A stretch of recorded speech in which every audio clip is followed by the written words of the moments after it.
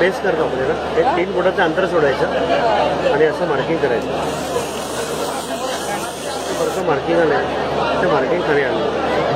Marking यासाठी केलं आहे की या गोलाच्या आतमध्ये 3 रंग टाकायचे. पहिला रंग त्या मार्किंगवर टाकला.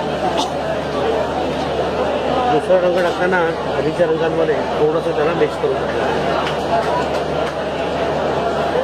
तिसरा रंग हा मध्ये पूर्ण भरून टाकला. हा झाला बेस. बेस केल्यानंतर मी सेंटर पॉईंट काढला. तो सेंटर आणि डिझाईनचा सेंटर आपण एकमेकांना फक्त मॅच केला आहे. आता जाळीवरती पांढरा, पिवळा आणि पोपटी हे रंग फिक्स आहेत. डिझाईन कोणताही असलं तरी लाईट कलर असल्यामुळे हे बेसला वापरायचे नाही. सुरुवातीला हिरवा रंग मी बाहेर फिरवला.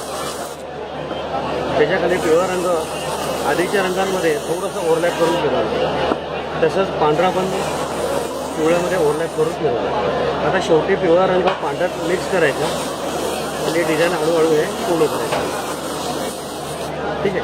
आता जे रंग आपण खाली टाकले होते ना त्या रंगांवरती सगळं डिझाईन हे तयार